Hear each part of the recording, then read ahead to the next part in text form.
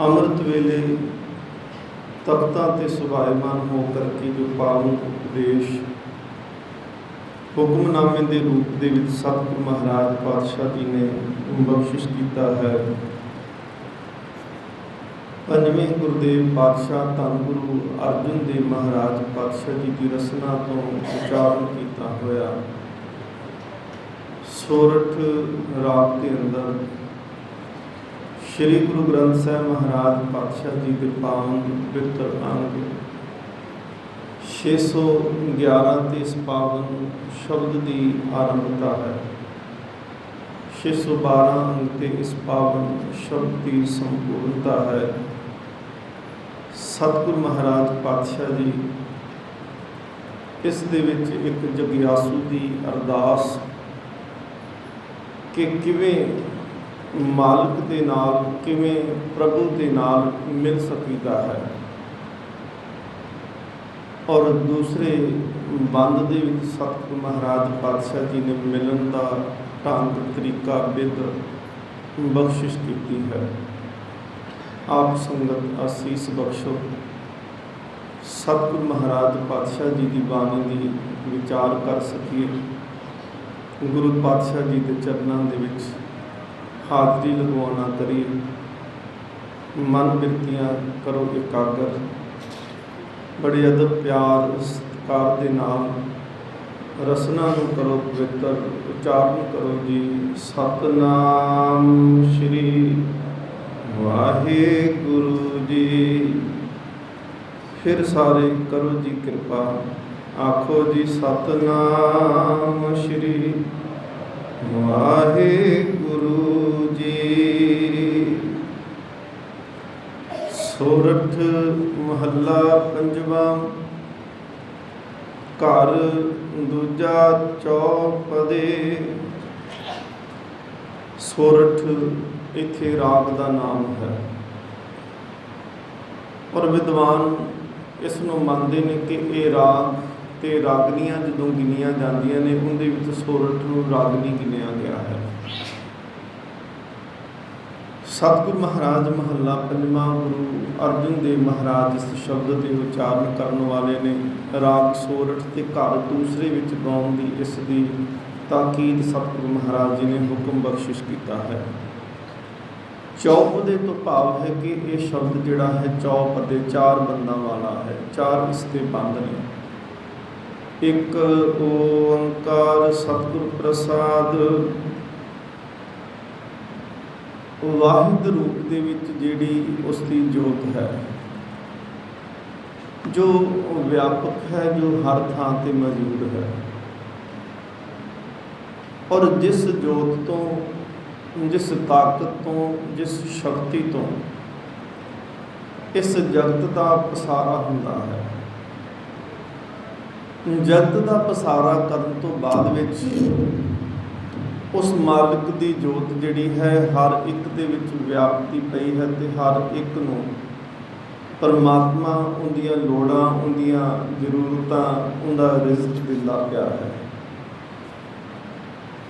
ਔਰ ਸਤਿਗੁਰੂ ਮਹਾਰਾਜ ਪਾਤਸ਼ਾਹ ਕਹਿੰਦੇ ਨੇ ਉਹੀ ਜਿਹੜੀ ਜੋਤ ਜਿਹਦੇ ਕਰਕੇ ਇਹ ਸਾਰਾ ਪਸਾਰਾ ਪਸਰਿਆ ਹੋਇਆ ਹੈ, ਜਿਹੜੀ ਜੋਤ ਵਿਆਪਕ ਰੂਪ ਦੇ ਵਿੱਚ ਹਰ ਇੱਕ ਦੇ ਵਿੱਚ ਵਰਤਦੀ ਪਈ ਹੈ, ਜੋ ਪਾਲਣਾ ਕਰਨਹਾਰ ਸਤਿਗੁਰ ਹੈ। ਅਖੀਰ ਤੇ ਸਤਿਗੁਰੂ ਮਹਾਰਾਜ ਕਹਿੰਦੇ ਨੇ ਜੋ ਲੈਤਾ ਹੁੰਦੀ ਹੈ, ਜੋ ਇਸ ਸ੍ਰਿਸ਼ਟੀ ਦੀ ਅਖੀਰਤਾ ਹੁੰਦੀ ਹੈ, ਉਹ ਵੀ ਉਸ ਪਰਮ ਜੋਤ ਦੀ ਸੱਤਾ ਦੇ ਕਰਕੇ ਹੁੰਦੀ ਹੈ। ਉਸ ਤੋਂ ਬਗੈਰ ਹੋਰ ਕੋਈ ਵੀ ਨਹੀਂ। ਔਰ ਸਤਿਗੁਰੂ ਮਹਾਰਾਜ ਜੀ ਨੇ ਐਸੇ ਕਈ ਬਚਨ ਕਹੇ ਨੇ ਕਿ ਉਹਦੇ ਵਰਗੇ ਵਿਆਹ ਨਾ ਹੋਰ। ਸਤਿਗੁਰੂ ਮਹਾਰਾਜ ਕਹਿੰਦੇ ਨੇ ਦੂਸਰਾ ਉਸ ਦੇ ਵਰਗਾ ਕੋਈ ਨਹੀਂ। ਔਰ ਉਹ ਇਤਨੀ ਸ਼ਕਤੀ ਸੱਤਾ ਦਾ ਮਾਲਕ ਹੈ, ਇਸ ਕਰਕੇ ਕਿਹਾ ਗਿਆ ਕਿ ਉਸ ਦਾ ਜਿਹੜਾ ਨਾਮ ਹੈ ਉਹ ਸਤ ਸਰੂਪ ਹੈ। ਸਤ ਦਾ ਮਤਲਬ ਜਿਹੜਾ ਹਮੇਸ਼ਾ ਰਹੇਗਾ। ਔਰ ਗੁਰੂ ਨਾਨਕ ਦੇਵ ਮਹਾਰਾਜ ਪਾਤਸ਼ਾਹ ਮੂਲ ਮੰਤਰ ਦੀ ਸੰਪੂਰਨਤਾ ਦੇ ਵਿੱਚ ਕਹਿੰਦੇ ਨੇ ਕਿ ਐਸੀ ਪਰਮ ਸੱਤਾ, ਐਸੀ ਜੋਤ ਦੇ ਮਾਲਕ ਨੂੰ ਜੇਕਰ ਪ੍ਰਾਪਤ ਕਰਨਾ ਹੈ ਤੇ ਸਿੱਧਾ ਨਹੀਂ, ਗੁਰ ਪ੍ਰਸਾਦ ਦੇ ਰਾਹੀਂ, ਗੁਰੂ ਦੀ ਕਿਰਪਾ ਦੇ ਰਾਹੀਂ ਉਸ ਦੀ ਪ੍ਰਾਪਤੀ ਹੋਈ ਹੈ। ਇੱਕ ਓਂਕਾਰ ਸਤਿਗੁਰ ਪ੍ਰਸਾਦ। ਸਤਿਗੁਰ ਮਹਾਰਾਜ ਅੱਗੇ ਕਿਰਪਾ ਕਰਦੇ ਨੇ, ਏਕ ਪਿਤਾ ਏਕ ਸਕੇ ਹਮ ਬਾਰਿਕ ਤੂੰ ਮੇਰਾ ਗੁਰ ਹਾਏ। ਸਤਿਗੁਰ ਮਹਾਰਾਜ ਜੀ ਦੇ ਇਹਨਾਂ ਬਚਨਾਂ ਨੂੰ ਉਥਾਨਕਾ ਵੀ ਵੈਸੇ ਲਿਖੀ ਮਹਾਂਪੁਰਖਾਂ ਸੰਪਰਦਾਇ ਸਿੰਘਾਂ ਨੇ। ਉਹ ਕਹਿੰਦੇ ਨੇ ਅਸਲ ਦੇ ਵਿੱਚ ਇਸ ਸ਼ਬਦ ਦੇ ਵਿੱਚ ਜਦੋਂ ਗੁਰੂ ਅਰਜਨ ਦੇਵ ਮਹਾਰਾਜ ਪਾਤਸ਼ਾਹ ਜੀ ਦੀ ਲੀਨਤਾ, ਉਹਨਾਂ ਦਾ ਪਰਮਾਤਮਾ ਦੇ ਪ੍ਰਤੀ ਸਮਰਪਣ, ਪਿਆਰ, ਅਦਬ, ਸਤਿਕਾਰ ਦੇਖਿਆ, ਔਰ ਉਸ ਅਦਬ ਦੇ ਕਰਕੇ, ਉਸ ਪਿਆਰ ਦੇ ਕਰਕੇ, ਉਸ ਲੀਨਤਾ ਦੇ, ਉਸ ਆਨੰਦ ਦੇ ਕਰਕੇ ਹੁਣ ਸਤਿਗੁਰੂ ਗੁਰੂ ਅਰਜਨ ਦੇਵ ਮਹਾਰਾਜ ਜੀ ਦੇ ਵੱਡੇ ਭਰਾ, ਸਤਿਗੁਰੂ ਜੀ ਤੋਂ ਵੱਡੇ ਬਾਬਾ ਮਹਾਦੇਵ ਦੇ ਮਨ ਦੇ ਵਿੱਚ ਆਇਆ ਕਿ ਮੈਂ ਇਕੱਲਾ ਇਸ ਗੱਲ ਦੇ ਉੱਤੇ ਜ਼ੋਰ ਦੇ ਜਾਣਾ ਹੈ ਕਿ ਉਪਰਾਮ ਰਹੋ, ਜ਼ਿੰਦਗੀ ਦੇ ਦੁੱਖ ਸੁੱਖ ਤੋਂ ਪਾਸੇ ਹੋ ਜਾਓ, ਕਿਸੇ ਨਾਲ ਕਿਸੇ ਤਰ੍ਹਾਂ ਦਾ ਵੀ ਸੰਬੰਧ ਨਾ ਰੱਖੋ। ਪਰ ਜਿਹੜਾ ਸੰਬੰਧ ਨਹੀਂ ਰੱਖਦਾ, ਦੁਨੀਆ ਤੋਂ ਨਿਰਲੇਪ, ਉਹਨੂੰ ਨਾ ਕਿਸੇ ਦੇ ਜੰਮਣ ਦੀ ਖੁਸ਼ੀ ਤੇ ਨਾ ਕਿਸੇ ਦੇ ਮਰਨ ਦਾ ਦੁੱਖ ਹੋਣਾ ਹੈ। ਇਸ ਕਰਕੇ ਸਾਰੇ ਰਿਸ਼ਤਿਆਂ ਤੋਂ ਮੁਨਕਰ ਹੋ ਜਾਓ, ਸਾਰੇ ਰਿਸ਼ਤੇ ਛੱਡ ਦਿਓ। ਔਰ ਇਹੀ ਕਾਰਨ ਸੀ ਜਿਸ ਵੇਲੇ ਗੁਰੂ ਰਾਮਦਾਸ ਮਹਾਰਾਜ ਸਤਿਗੁਰੂ ਜੀ ਨੇ ਸੁਨੇਹਾ ਆਇਆ ਲਾਹੌਰ ਤੋਂ ਕਿ ਰਿਸ਼ਤੇਦਾਰੀ ਸ਼ਰੀਕੇ ਦੇ ਵਿੱਚ ਸ਼ਾਦੀ ਹੈ, ਤੇ ਗੁਰੂ ਸਾਹਿਬ ਜੀ ਨੇ ਵੱਡੇ ਪੁੱਤਰ ਨੂੰ ਕਿਹਾ, ਉਹਨੇ ਕਿਹਾ ਕਿ ਮੈਂ ਤਾਂ ਪ੍ਰਬੰਧ ਚਲਾਉਣਾ ਪਿਆ ਤੇ ਗੁਰੂ ਘਰ ਦਾ ਪ੍ਰਬੰਧ ਮੇਰੇ ਤੋਂ ਬਗੈਰ ਨਹੀਂ ਚੱਲਣਾ। ਅੱਜ ਵੀ ਕਈ ਹੁੰਦੇ ਆ ਨਾ, ਉਹ ਕਹਿੰਦੇ ਨਹੀਂ ਜੀ ਸਾਡੇ ਤੋਂ ਬਗੈਰ ਤਾਂ ਇਸ ਤਰ੍ਹਾਂ ਹੋਣਾ ਹੀ ਨਹੀਂ ਸੀ, ਜੇ ਮੈਂ ਨਾ ਹੁੰਦਾ ਤੇ ਆਹ ਕੰਮ ਨਹੀਂ ਸੀ ਹੋਣਾ। ਦੂਸਰੇ ਨੂੰ ਕਿਹਾ ਬਾਬਾ ਮਹਾਦੇਵ ਨੂੰ, ਉਹ ਕਹਿੰਦਾ ਦੇਖੋ ਜੀ ਮੈਨੂੰ ਕਿਸੇ ਦੇ ਨਾਲ ਕੋਈ ਨਹੀਂ, ਮੇਰੇ ਵਾਸਤੇ ਸਭ ਜਿਉਂਦੇ ਮਰੇ ਇੱਕ ਬਰਾਬਰ ਹੈ, ਮੈਂ ਨਹੀਂ ਜਾਵਾਂਗਾ, ਮੈਨੂੰ ਸ਼ਾਦੀਆਂ ਦੇ ਨਾਲ ਕੀ ਲੱਗੇ। ਗੁਰੂ ਅਰਜਨ ਦੇਵ ਮਹਾਰਾਜ ਪਾਤਸ਼ਾਹ ਨੂੰ ਕਿਹਾ ਸੀ ਧੰਨ ਗੁਰੂ ਰਾਮਦਾਸ ਮਹਾਰਾਜ ਨੇ, ਬੇਟਾ ਤੁਸੀਂ ਸਤਿਗੁਰੂ ਮਹਾਰਾਜ ਕਹਿੰਦੇ ਪਿਤਾ ਜੀ ਅੱਜ ਤੇ ਤੁਸੀਂ ਮੈਨੂੰ ਖੁਸ਼ੀ 'ਚ ਭੇਜਣ ਲੱਗੀ ਹੋ ਲਾਹੌਰ, ਜੇ ਕਿਤੇ ਤੁਸੀਂ ਮੈਨੂੰ ਸ਼ਹਾਦਤ ਵਾਸਤੇ ਵੀ ਭੇਜ ਦਿਓ ਤਾਂ ਮੈਂ ਤਾਂ ਵੀ ਇਨਕਾਰ ਨਹੀਂ ਸੀ ਕਰਨਾ। ਔਰ ਇਹੀ ਕਾਰਨ ਮਹਾਦੇਵ ਕਹਿੰਦਾ ਹੈ ਕਿ ਮੈਨੂੰ ਦੁਨੀਆ ਦੇ ਨਾਲ ਕੋਈ ਸਰੋਕਾਰ ਨਹੀਂ। ਪਰ ਜਿਸ ਵੇਲੇ ਇਸ ਗੱਲ ਨੂੰ ਕਈ ਵਾਰੀ ਬੰਦਾ ਕਈ ਕੰਮ ਕਹਿ ਦਿੰਦਾ ਹੈ, ਕਰ ਲੈਂਦਾ ਹੈ, ਪਰ ਮਨ ਦੇ ਵਿੱਚ ਕਈ ਵਾਰੀ ਖਿਆਲ ਆਉਂਦੇ ਕਿ ਮਨਾ ਜਿਹੜਾ ਤੂੰ ਕੰਮ ਕੀਤਾ ਹੈ ਇਹ ਕੰਮ ਅਸਲ ਦੇ ਵਿੱਚ ਹੈ ਨਹੀਂ, ਇਹਦੇ ਵਿੱਚ ਤਾਕਤ, ਇਹਦੇ ਵਿੱਚ ਅੰਦਰ ਕੋਈ ਸੱਚਾਈ ਮੌਜੂਦ ਨਹੀਂ। ਭਾਵੇਂ ਉਹ ਬਾਹਰੋਂ ਕਹੀ ਜਾਵੇ ਕਿ ਮੈਂ ਨਹੀਂ ਮੰਨਦਾ, ਪਰ ਮਨ ਦੇ ਵਿੱਚ ਆਵਾਜ਼ ਆਉਂਦੀ ਨਹੀਂ ਫਲਾਨਾ ਹੈ ਤਾਂ ਸਹੀ ਸੀ, ਭਾਵੇਂ ਤੂੰ ਜਿੰਨਾ ਮਰਜ਼ੀ ਕਹੀ ਜਾਂਦਾ ਮੈਂ ਮੰਨਦਾ ਨਹੀਂ। ਮਨ 'ਚ ਆਇਆ ਕਿ ਗੁਰੂ ਅਰਜਨ ਦੇਵ ਮਹਾਰਾਜ ਪਾਤਸ਼ਾਹ ਅੰਦਰ ਸੱਚਮੁੱਚ ਉਹ ਠੰਡ ਵਰਤਦੀ ਪਈ ਹੈ, ਉਹ ਠੰਡ ਜਿਹੜੀ ਤਪਦੀ ਹੋਈ ਦੁਨੀਆ ਦੇ ਵਿੱਚ ਵੀ ਉਹਨਾਂ ਨੂੰ ਠੰਡਿਆ ਰੱਖਦੀ ਪਈ ਹੈ। ਗੁਰੂ ਨਾਨਕ ਦੇਵ ਮਹਾਰਾਜ ਜੀ ਦਾ ਇੱਕ ਸ਼ਬਦ ਹੈ ਜੀ, ਸਤਿਗੁਰੂ ਮਹਾਰਾਜ ਪਾਤਸ਼ਾਹ ਕਹਿੰਦੇ ਨੇ ਬਿਮਲ ਬੁਝਾਰ ਬਸ ਨਿਰਮਲ ਜਲ ਅੰਮ੍ਰਿਤ ਨਾ ਲਕਸ਼ਰੇ। ਉਹਦੇ ਵਿੱਚ ਸਤਿਗੁਰੂ ਮਹਾਰਾਜ ਪਾਤਸ਼ਾਹ ਕਹਿੰਦੇ ਨੇ ਦੇਖੋ ਦਾਦਰ ਤੂੰ ਕਬਹੇ ਨਾ ਜਾਣਸਰੇ, ਤੂੰ ਇਸ ਗੱਲ ਨੂੰ ਕਦੀ ਨਹੀਂ ਸਮਝਦਾ, ਬਸ ਮਝਾਰ ਨਿਰਮਲ ਜਲ ਪਦਮਨ ਜਾਵਲ ਰੇ, ਪਦਮਨ ਜਾਵਲ ਜਲ ਰਸ ਸੰਗਤ ਸੰਗ ਦੋਖ ਨਹੀਂ ਰੇ। ਗੁਰੂ ਨਾਨਕ ਦੇਵ ਮਹਾਰਾਜ ਅਸਲ ਦੇ ਵਿੱਚ ਜਿਸ ਵੇਲੇ ਉਸ ਜਗ੍ਹਾ 'ਤੇ ਗਏ ਜਿਸ ਦਾ ਨਾਂ ਸੀ ਪਾਟਲੀਪੁੱਤਰ, ਗੁਰੂ ਨਾਨਕ ਦੇਵ ਮਹਾਰਾਜ ਜੀ ਦੇ ਜਾਣ ਤੋਂ ਪਹਿਲਾਂ 2000 ਸਾਲ ਪਹਿਲਾਂ ਉੱਥੇ ਮਹਾਤਮਾ ਬੁੱਧ ਹੋਏ।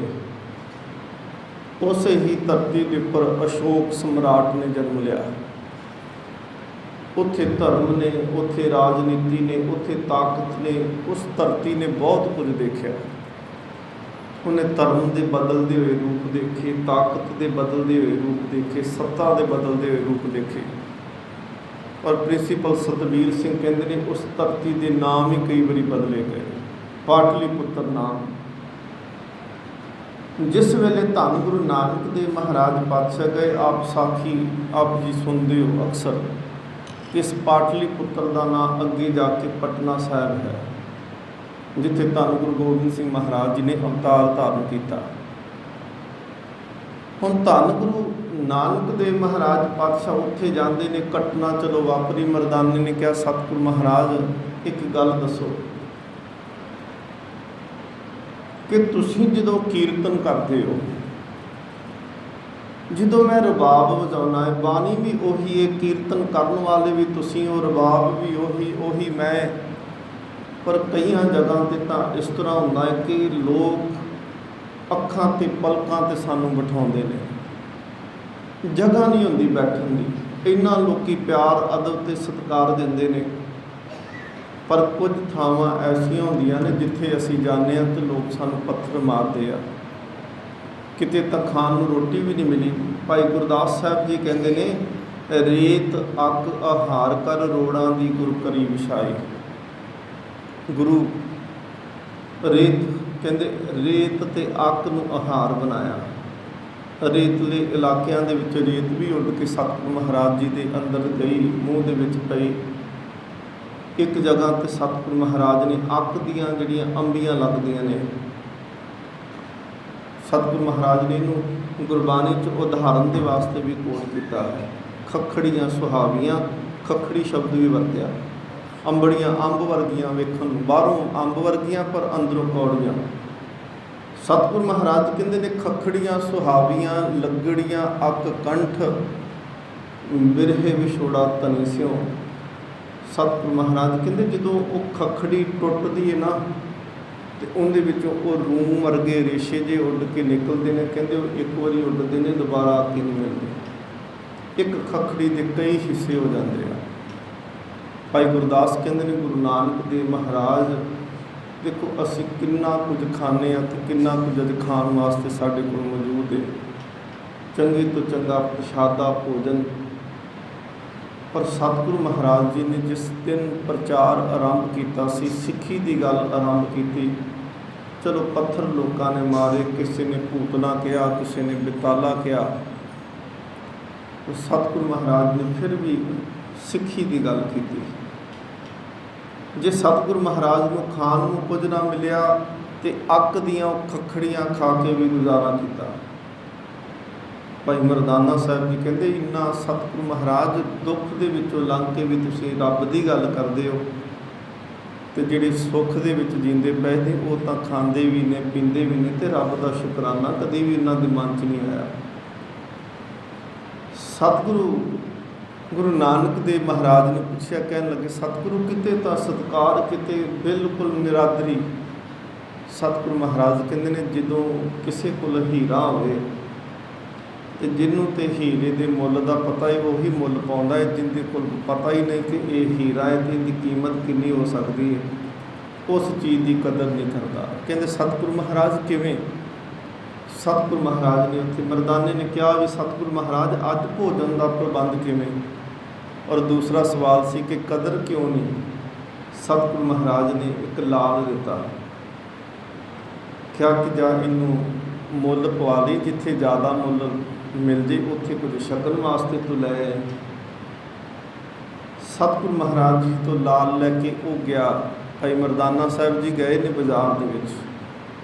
ਭਾਈ ਮਨੀ ਸਿੰਘ ਉਹਨਾਂ ਨੇ ਲਿਖਿਆ, ਉਸ ਲਾਲ ਦੇ ਉੱਪਰ ਵੀ ਕੁਝ ਲਿਖਿਆ ਹੋਇਆ ਸੀ, ਜਿਹੜਾ ਕੇਵਲ ਉਸ ਯੋਰੀ ਦਾ ਨਾਂ ਸੀ ਸਾਲਸਰਾਏ, ਉਹਨੇ ਪੜ੍ਹਿਆ। ਕਹਿੰਦੇ ਜਦੋਂ ਗਿਆ ਕਿਸੇ ਨੇ ਚਲੋ ਕੁਝ ਮੁੱਲ ਪਾ ਦਿੱਤਾ, ਕਿਸੇ ਨੇ ਕੁਝ ਗਾਜਰ ਮੂਲੀਆਂ ਉਹਨਾਂ ਦਾ ਮੁੱਲ ਪਾਇਆ। ਜਦੋਂ ਸਾਲਸਰਾਏ ਦੇ ਕੋਲ ਗਿਆ ਤੇ ਉਹਨੇ ਦੇਖਿਆ ਜਦੋਂ ਉਸ ਰਤਨ ਨੂੰ, ਹੁਣ ਮਨ ਕਹਿੰਦਾ ਸੀ ਇਮਾਨਦਾਰ ਸੀ ਅਸਲ ਦੇ ਵਿੱਚ, ਮਨ ਕਹਿੰਦਾ ਸੀ ਇਹ ਬੇਈਮਾਨੀ ਨਹੀਂ ਕਰਨ ਵਾਲੀ ਗੱਲ ਕਿ ਇਸ ਦੀ ਕੇਵਲ ਦਰਸ਼ਨੀ ਭੇਟਾ ਹੋ ਸਕਦੀ, ਇਹਨੂੰ ਖਰੀਦਿਆ ਨਹੀਂ ਜਾ ਸਕਦਾ, ਇਹਨੂੰ ਕੇਵਲ ਵੇਖਣ ਦਾ ਮੁੱਲ ਦੇ ਸਕਦਾ ਹੈ ਪਰ ਖਰੀਦ ਮੈਂ ਨਹੀਂ ਸਕਦਾ। ਮਨ 'ਚ ਆਇਆ ਕਿ ਨਹੀਂ ਬੇਈਮਾਨੀ ਨਹੀਂ ਕਰਨੀ, 100 ਰੁਪਈਆ ਦੇ ਕੇ ਤੇ ਦਰਸ਼ਨ ਕਰਕੇ ਤੇ ਲਾਲ ਮੋੜ ਦਿੱਤਾ। ਗੁਰੂ ਨਾਨਕ ਦੇਵ ਜੀ ਮਹਾਰਾਜ ਜੀ ਦੇ ਕੋਲ ਵਾਪਸ ਆਇਆ। ਸਤਿਗੁਰੂ ਮਹਾਰਾਜ ਪਾਤਸ਼ਾਹ ਅੱਗੇ ਲਿਆ ਕੇ 100 ਰੁਪਈਆ ਰੱਖਤਾ। ਪਾਤਸ਼ਾਹ ਆ ਪੈਸੇ ਮਿਲੇ। ਸਤਿਗੁਰੂ ਮਹਾਰਾਜ ਕਹਿੰਦੇ ਮਰਦਾਨਿਆਂ ਤੂੰ ਪੈਸੇ ਦਾ ਕੀ ਕਰਨਾ ਸੀ, ਗੱਲ ਤੇ ਰੋਟੀ ਦੀ ਸੀ ਨਾ। ਕਹਿੰਦਾ ਨਹੀਂ ਸਤਿਗੁਰੂ ਮਹਾਰਾਜ ਲਾਲ ਲਿਆ ਨਹੀਂ, ਕੇਵਲ ਉਹ ਕਹਿੰਦਾ ਇਹਦੇ ਵੇਖਣ ਦਾ ਮੁੱਲ ਹੈ। ਸਤਿਗੁਰੂ ਮਹਾਰਾਜ ਕਹਿੰਦੇ ਜਿਸ ਚੀਜ਼ ਨੂੰ ਵੇਚੀਏ ਨਾ ਉਹਦਾ ਮੁੱਲ ਨਹੀਂ ਲੈ ਕੇ ਆਈਦਾ, ਜਿਹੜੀ ਚੀਜ਼ ਤੂੰ ਵੇਚੀ ਨਹੀਂ ਉਹਦਾ ਪੈਸਾ ਕਿਉਂ? जा वापस करके आ। भाई मरदाना साहब जी वापस करने वास्ते आए, 100 रुपया लिया के रख दिता। कह लगे भी मेरा सतगुरु मेरा मालिक कहता कि जी चीज़ में बेचो ना उनका मुल कादा। उन्हें मन च सोचा, कहता ये व्यापारी नहीं हो सकता। दुनिया के विच व्यापारी हुंदा तो उन्हें कहना सी 100 रुपया उस वेले घट कीमत नहीं सी। जे ये व्यापारी हुंदा तो उन्हें कहना सी चलो 100 ते आया, लाल फिर मुड़ के आ गए, किते होर बेच लांगे।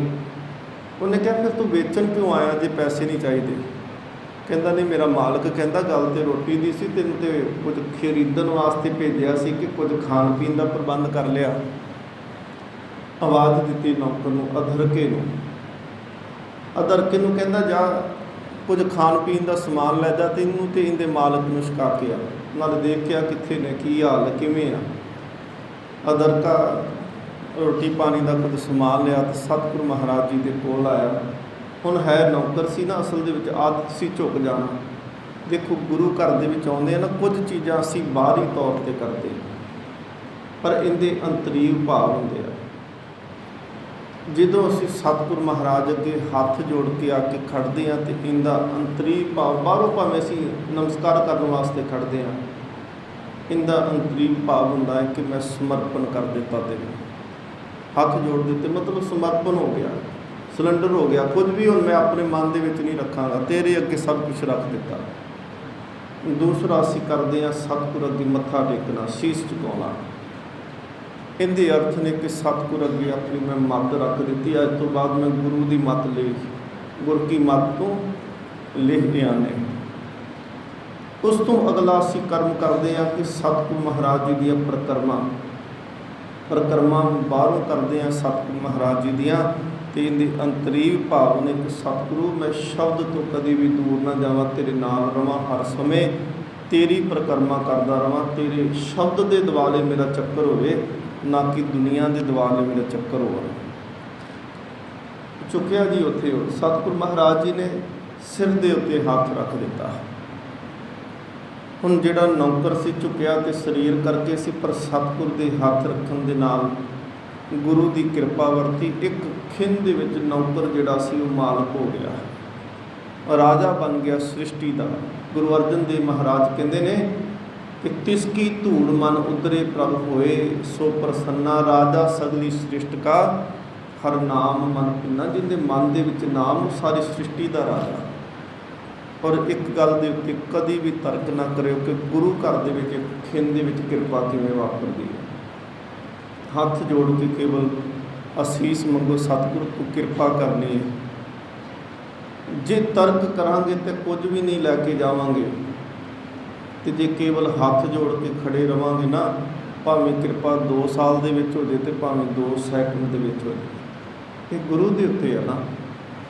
सतगुरु महाराज पातशाह जी के चरणों के उत्ते शीस रखिया, नमस्कार की, गुरु ने किरपा की, परत के वापस आया। सालसराय पुछदा, हाँ दस किवें उत्थे कौन सी? कहता सच्ची मुच्ची अज तक मालिक आपां कच ही परखते रहे हैं, अज तक कल्ले कच की पछाण करते रहे, पर अज सच्ची मुच्ची वो मिलिया जिहड़ा नाम दी हीरे वंडदा पिया। गुरु नानक देव महाराज जी के फिर दर्शन करने आया। हुण देखो आके साल सराय भी गुरु नानक के चरणों से झुकदा है, नाल अदरका है, साल सराय झुकिया। सतगुरु महाराज को कहता, सतगुरु महाराज मैं वो जिन्हें तुहाडे रतन का मुल पाया सी, भेटा दिती। सतगुरु महाराज कहते देख, कहते ये मेरा नौकर है, अदरका मेरा नौकर है। सतगुरु महाराज कहते देख सरोवर भरिया है पानी का, सरोवर दे विच चिक्कड़ भी है, चिक्कड़ दे विच कमल खिड़िया है, तो कमल की डंडी दे नाल डड्डू भी तुड़िया फिरदा। हुण है तो सारा कुछ, पर कहते हुण ये तेरा नौकर अधरका तेरा नौकर नहीं, ये तो सृष्टि का मालिक बन गया। समर्थ गुरु सिर हाथ धरे। कहते हुण ये चिक्कड़ डड्डू वांगू चिक्कड़ जां उहदी कमल की डंडी नहीं देखदा पिया। कहते हुण कमल के भौरे के उत्ते एक भौर बन के ना कमल के फुल के उत्ते परिक्रमा करना पिया है। कहना मैनू किवें सतगुरु महाराज की दात मिल सकती। ਸਤਿਗੁਰੂ ਮਹਾਰਾਜ ਕਹਿੰਦੇ ਨੌਕਰ ਨਹੀਂ ਅੱਜ ਤੋਂ, ਇਹਨੂੰ ਮਾਲਕ ਕਰਕੇ ਇਹਦੇ ਪੈਰਾਂ 'ਚ ਝੁਕ ਸਕਦਾ ਹੈ। ਉਹਨੇ ਨਾ ਨਹੀਂ ਕੀਤੀ। ਅੱਜ ਵਰਗਾ ਬੰਦਾ ਹੁੰਦਾ ਉਹ ਕਹਿੰਦੇ ਉਹਨੇ ਅੜ ਜਾਣਾ ਸੀ, ਨਹੀਂ ਮੇਰਾ ਇਹ ਨੌਕਰ ਮੈਂ ਕਿਵੇਂ ਚੁੱਕਾਂ। ਪਰ ਉਹਨੇ ਸਾਲਸਰਾ ਨੇ ਖਿੰਨ ਲਾਇਆ, ਕਹਿਣ ਲੱਗਾ ਸਤਿਗੁਰੂ ਮਹਾਰਾਜ ਜੋ ਹੁਕਮ। ਕਹਿੰਦੇ ਉਹ ਨੌਕਰ ਦੇ ਚਰਨਾਂ 'ਚ ਝੁਕਦਾ ਪਿਆ ਹੈ। ਭਾਈ ਗੁਰਦਾਸ ਸਾਹਿਬ ਜੀ ਕਹਿੰਦੇ ਨੇ ਰਾਣਾ ਰਣਕ ਬਰਾਬਰੀ ਪੈਰੀ ਪਾਉਣਾ ਜਗ ਵਰਤਾਇਆ। ਰਾਜੇ ਨੂੰ ਨੌਕਰ ਦੇ, ਮਾਲਕ ਨੂੰ ਨੌਕਰ ਦੇ ਚਰਨਾਂ ਦੇ ਵਿੱਚ, ਕੰਗਾਲ ਦੇ ਚਰਨਾਂ ਦੇ ਵਿੱਚ ਰਾਜੇ ਝੁਕਾ ਦਿੱਤੇ ਗੁਰੂ ਨਾਨਕ ਨੇ। ਕਹਿਣ ਲੱਗੇ ਉੱਥੇ ਗੁਰੂ ਨਾਨਕ ਦਾ ਹੁਕਮ ਮੰਨਿਆ ਤੇ ਸਾਲਸਰਾਏ ਨੌਕਰ ਦੇ ਚਰਨਾਂ 'ਚ ਝੁਕਿਆ। ਤੇ ਅੰਗੋਸ਼ਾ, ਅੰਗੋਸ਼ਾ ਪਤਾ ਜੀ ਸ਼ਬਦ ਅੰਗੋਸ਼ਾ ਵਰਤਦੇ ਆ ਅੰਗ ਸਾਫ਼ ਕਰਨ ਵਾਸਤੇ। ਪੁਰਾਣੇ ਸਮਿਆਂ 'ਚ ਬਜ਼ੁਰਗ ਮੋਢੇ 'ਤੇ ਇੱਕ ਪਰਨਾ ਰੱਖਿਆ ਕਰਦੇ ਸੀ। ਕਿਤੇ ਜਾਣਾ ਵਾਂਢੇ ਸ਼ਬਦ ਵੀ ਚਲੋ ਸਾਡਾ ਹੁਣ ਰਹਿ ਨਹੀਂ ਗਿਆ ਸੀ, ਵਾਂਢਾ ਕਹਿੰਦੇ ਹੀ ਨਹੀਂ। ਅੰਗੋਸ਼ਾ ਸ਼ਬਦ ਮੋਢੇ 'ਤੇ ਪਰਨਾ। ਤੇ ਜਦੋਂ ਪਰਤ ਕੇ ਆਉਣਾ ਨਾ ਕਿਤੇੋਂ ਘਰੇ ਵਾਪਸ ਆਉਣਾ ਤੇ ਆਉਣਿਆਂ ਕੁਝ ਪੈਰਾਂ 'ਤੇ ਕੱਪੜੇ ਨੂੰ ਮਾਰਨਾ, ਕੁਝ ਹੱਥਾਂ 'ਤੇ ਮਾਰਨਾ, ਕੁਝ ਦਸਤਾਰ 'ਤੇ ਘੱਟਾ ਝਾੜ ਲੈਣਾ। ਅੰਗੋਸ਼ਾ ਗੁਰੂ ਨਾਨਕ ਦੇ ਮੋਢੇ 'ਤੇ ਜਿਹੜਾ ਪਰਨਾ ਸੀ।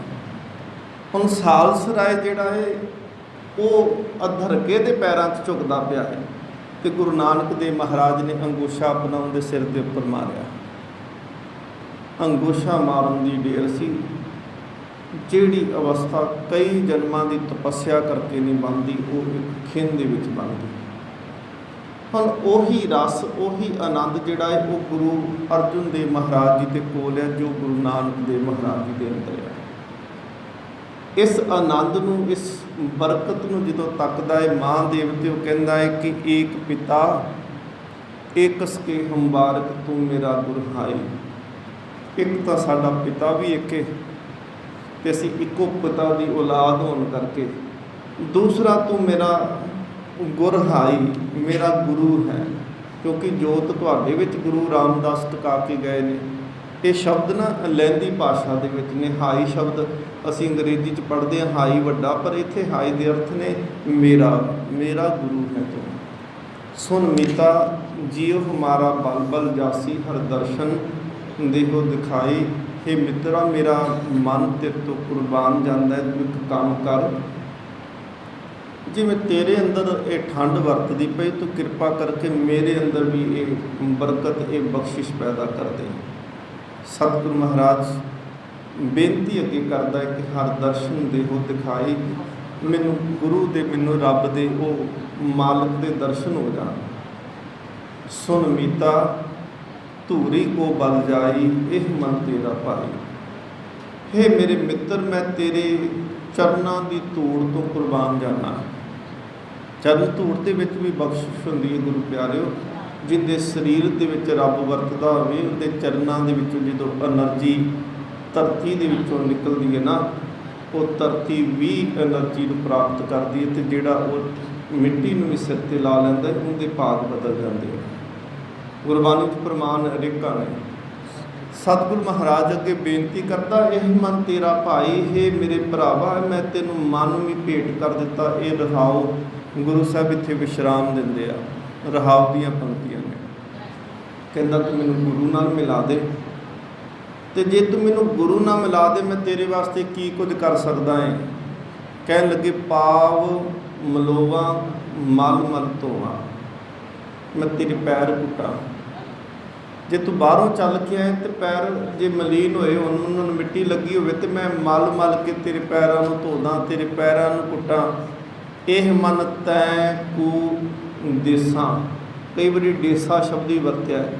ਕਈ ਵਾਰੀ ਇਹ ਜਦੋਂ ਲਹਿੰਦੀ ਦੇ ਵਿੱਚ ਸ਼ਬਦ ਆਉਂਦੇ ਆ ਤੇ ਉਹ ਡੱਡਾ ਜਿਹੜਾ ਇਹ ਡੱਡਾ ਵਰਤ ਦਿੰਦੇ ਨੇ ਦੱਦੇ ਦੀ ਥਾਂ 'ਤੇ। ਇਹ ਮਨ ਤੈ ਕੂ ਦੇਸਾਂ, ਮੈਂ ਤੇਰੇ ਪੈਰ ਧੋਵਾਂ, ਮੈਂ ਤੇਰੇ ਪੈਰ ਪੁੱਟਾਂ, ਪਰ ਮੈਂ ਆਪਣਾ ਮਨ ਜਿਹੜਾ ਹੈ ਤੈਨੂੰ ਭੇਟਾ ਕਰ ਦੇਵਾਂ। ਸੁਨ ਮੀਤਾ ਹੁਣ ਤੇਰੀ ਸ਼ਰਨਾਈ ਆਇਆ, ਪ੍ਰਭ ਮਿਲੋ ਦੇਹੋ ਉਪਦੇਸਾ।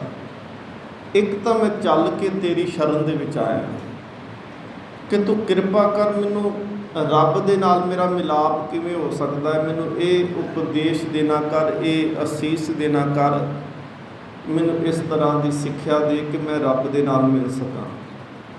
ਸਤਿਗੁਰੂ ਮਹਾਰਾਜ ਅੱਗੇ ਫਿਰ ਉੱਤਰਿਆ ਜੀ। ਪਹਿਲੋਂ ਤੱਕ ਤੇ ਪ੍ਰਸ਼ਨ ਆ ਨਾ, ਪਹਿਲੋਂ ਤੱਕ ਤੇ ਅਰਦਾਸ ਹੈ ਇੱਥੋਂ ਤੱਕ। कि दस मैं तेरी शरण च आया, तू मेरा भरा है, तू मेरा गुरु है, तो दस मैं किवें मिल सकदा जिवें तू मिलिया है। सतगुरु महाराज उत्तर दिंदे ने, कहंदे ने पहली गल आ कि हंकार नहीं करना कदे भी कि मैं गुरु घर का पुत्र हाँ, या मैं गुरु की अंश वंश दे विचों हाँ, या मैं किसी प्यारे दे अंश वंश दे विचों हाँ। सतगुरु महाराज कहंदे नहीं, मान हंकार दे नाल नहीं। पहली गल आ हंकार नहीं करना, मान ना कीजै, हंकार छड्ड दे। दूसरी गल है कि शरण परीजै, शरण दे विच रहना शुरू कर। तीसरी गल आ रजा हुक्म मान लिया कर, करै सो भला मनाई, हुक्म रजाई चलना। जो मालिक कर दे वो हुक्म आ। परसों जिदन कीर्तन दरबार की आरंभता सी, दास ने चलो शब्द सी आधार बनाया कि हुक्म मन्निया होवे प्रवान तां खसमे का मैल पाए सी। बाद में परवाना जी का समा सी, उन्हें बड़ी सोहनी एक गल की। वो कहते असल च हुक्म असी जो मनना नहीं ना चाहते, असी उनके अगे फिर अरदासा करते नहीं, सानू आ नहीं आ चाहिए। कहते रजा हुक्म वो होंदा है जो परमात्मा ने कर दिता जां जो दिता उनके अगे सिर झुका दे। रब धी देना चाहता तो असी अरदासा पुत्र दियां देना चाहते, इनका मतलब असी रब के हुक्म उनकी रजा के उल्ट चलना चाहते हैं। रब कई बार सानू दुख दे के परखना चाहता तो असी दुख तो डरते हैं, सुख की लालसा करते हैं। ये भी रजा नहीं, ये भी हुक्म मनना नहीं। सतगुरु महाराज कहते ने करै सो भला मनाइए, जो वो कर दवे उन्होंने भला करके सिर झुका दे। सत करके कह के सतगुरु जे दुख दिता है तो मेरे वास्ते यही चंगा होना है, सुख मेरे हाथ चंगा नहीं हो सकता। हो सकता तू सुख दिंदा तो मैं तेनों भुल जाता, मेरा मन जिहड़ा सी तेरे तो दूर चले जाता। की पता तू किड्डी वड्डी किरपा की जिहड़ा दुख दे के मैनूं अपने कोल बिठा लिया। दुख दे विच गुरु कोल आउने आ ना, सुख होवे तो बिस्तरा छड्डण नूं ही नहीं जी करदा बंदे दा, यारां सज्जणा मित्रां कोलों दूर जाण नूं नहीं जी करदा, दुख दे विच गुरु कोल आउण नूं जी करदा। सतगुरु महाराज कहंदे जे सुख दवे तां भी तेरा शुक्र, तेरा धन्नवाद, जे दुख दवे तां इहदे विच भी तेरी रजा। करै सो भला मनाइए, सुन मीता जियो पिंड सब तन अर्पिजै। जियो हिरदा, पिंड ते तन शरीर अर्पिजे का मतलब अर्पण करते, कल्ले पैसे भेटा नहीं। गुरु कहता अपना मन अपना शरीर भी गुरु को भेटा कर दे। इउं दर्शन हर दी उपाई, इस तरीके नाल उनके दर्शन प्राप्त होंदे ने। अगे सतगुरु महाराज कहते हैं भयो अनगुरु, अनगुरु के अर्थ होंदे ने किरपा। भयो तेरी किरपा हो गई, प्रसाद संतन के, संत की किरपा दे नाल हर नामा है मिठा। रब दा प्यारे दा नाम जिहड़ा है वो मिठा लगन लग पिया। जन नानक को गुरु किरपा धारी, सब अकुल निरंजन डिठा। अकुल दे अर्थ ने जिहदी कोई कुल नहीं। असीं ये थोड़ा कहांगे रब खत्री सी, ब्राह्मण सी, शूद सी, वैश्य सी, जट सी, रामगढ़िया सी, शिंबा सी। असीं ये नहीं कह सकते कि वो किस जात किस बरादरी का सी। अकुल जिस दी कोई खास कुल नहीं, कोई कुल नहीं, कोई जात कोई पात नहीं। कहते जन नानक को गुरु किरपा धारी, मेरे उत्ते गुरु ने कृपा की है। सब अकुल निरंजन, निरअंजन, दो शब्द ने निर अंजन। अंजन कहते ने कालख नूं, ते कालख सुरमा, अंजन शब्द सुरमा, सुरमे के अर्थ कालख ते कालख के अर्थ माया। सतगुरु महाराज कहते जिंदे उत्ते माया की कालख का दाग नहीं लगता, जिंदे उत्ते माया रूपी सुरमे का दाग नहीं, उन्होंने कहते हैं निरअंजन। अंजन तो रहत, कालख तो बगैर। कहते अकुल निरंजन डिठा, वो वेख लिया प्रतख रूप दे विच मिलिया है। मिले प्रतख गुसाइयां धन्ना वडभागा। ये नहीं कि रब कल्ली शक्ल नहीं सी, कल्ली आवाज़ ही आउंदी पई सी। कहते प्रतख आमने सामने उन्हें दिसिया है। तो सतगुरु कहते हैं वो मिल गया जिनका कोई कुल नहीं, जिहड़ा माया की कालख तो परे आ। ये होया किवें? कहते गुरु की कृपा संतन के प्रसाद दे नाल। सतगुरु महाराज कृपा रहमत बख्शिश करन, गुरु की कृपा साडे ते हो जावे, असी सतगुरु महाराज जी के चरण परस सकीए। नाम जपीए ते जीवन सपना हो जाए मान ना कीजै। आ पंक्ति